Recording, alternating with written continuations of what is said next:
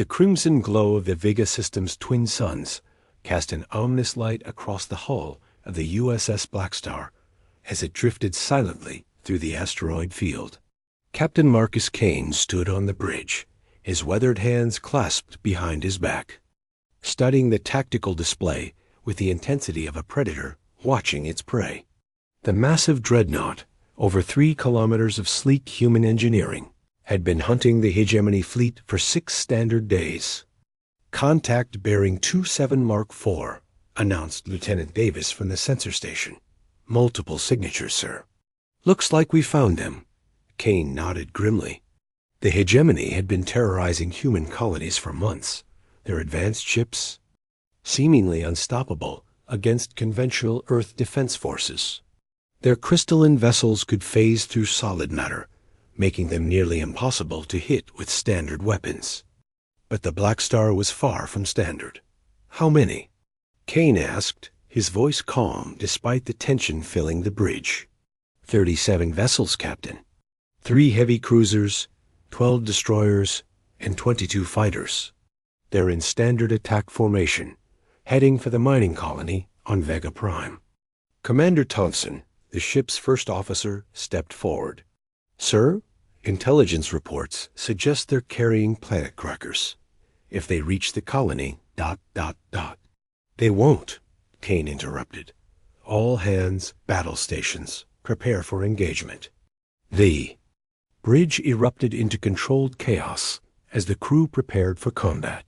The Blackstar's unique systems hummed to life, drawing power from the experimental quantum core that made the ship possible. Unlike other human vessels, the Blackstar had been designed specifically to counter the hegemony's phasing technology.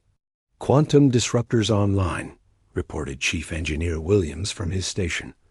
"Dimensional anchor systems ready." Kane smiled. Grimly, the hegemony had underestimated human ingenuity. When conventional weapons failed, humanity had done what it always did, adapted, evolved, and found a way to fight back. "Take us in, Helm." Full impulse.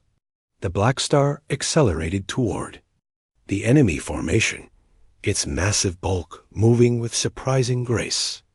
The hegemony ships detected the approaching dreadnought and immediately began their standard evasive maneuvers, their hulls shimmering as they prepared to phase out of normal space. "Dimensional anchors, fire," Kane commanded. Brilliant blue beams lanced out from the Blackstar's forward array, striking the enemy vessels before they could complete their phase transition. The exotic energy fields locked the hegemony ships in normal space, preventing their escape into the quantum void. The enemy commander, obviously surprised by this development, quickly adapted. The hegemony fleet spread out in a defensive pattern, their weapons charging with malevolent energy. Plasma bolts and particle beams streaked toward the Blackstar, but the human ship's shields held firm. "Return fire." "All batteries," Kane ordered. The Blackstar's response was devastating. Quantum torpedoes, each containing enough energy to level a small moon, streaked toward the enemy formation. The first salvo struck 3 destroyers, their crystalline hulls shattering like glass under the assault. Secondary explosions rippled through the enemy ranks as the exotic weapons overloaded their power systems. Direct hits on multiple targets. Davis reported 8 enemy vessels destroyed, 5 heavily damaged, but the hegemony wasn't finished. The remaining ships converged on the Blackstar, their combined firepower concentrating on the human dreadnought's port shields. Warning lights flashed across the bridge as the defensive system strained under the assault. "Shield strength down to 60%, Williams called out.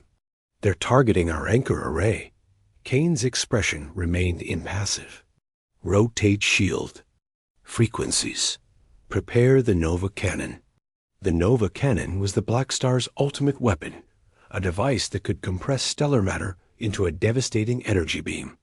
It required enormous power and left the ship vulnerable during the charging cycle, but its destructive potential was unmatched. "Charging sequence initiated," reported Weapons Officer Blake. 30 seconds to full power. The enemy seemed to sense the impending threat. The 3 heavy cruisers moved to flank the Blackstar, while the remaining destroyers continued their relentless assault. Plasma fire scorched the dreadnought's hull, leaving glowing scars across its armored surface. 15 seconds, Blake announced. One of the heavy cruisers managed to break through the defensive fire, its weapons tearing into the Blackstar's starboard section.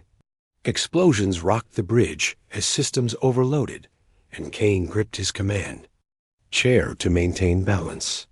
Hull breach on Deck 7, Williams reported. Emergency containment fields are holding. 10 seconds. The remaining hegemony ships sensed victory and pressed their attack.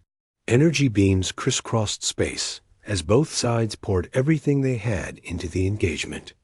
The Blackstar's point defense systems worked overtime, intercepting incoming missiles and deflecting plasma bolts, but the enemy numbers were overwhelming. 5 seconds. Kane watched the tactical display with calculating eyes. The enemy formation was perfect clustered together for maximum firepower, but also creating the ideal target for the Nova cannon. Nova cannon ready, sir, Blake announced. Fire. Space around the Blackstar seemed to bend and distort as the Nova cannon discharged. A beam of pure stellar energy, brighter than the system's twin suns, lanced out toward the enemy formation. The weapon's power was so intense that it temporarily blinded the bridge sensors, leaving the crew in suspense. When the displays cleared, the hegemony fleet was gone. Where 37 ships had been moments before, only expanding clouds of superheated gas remained. The Nova cannon had not merely destroyed the enemy vessels. It had unmade them at the molecular level. All targets eliminated, Davis reported, his voice filled with awe. No survivors detected. Kane nodded silently. The Blackstar had proven itself once again, demonstrating that human determination and ingenuity could overcome any threat. The hegemony would think twice before attacking human colonies again. Set course for Earth, Kane commanded. It's time to go home. As the mighty dreadnought turned toward home, its battle-scarred hull gleaming in the starlight, one truth remained. Clear, when the USS Blackstar engaged, no enemy could resist its might.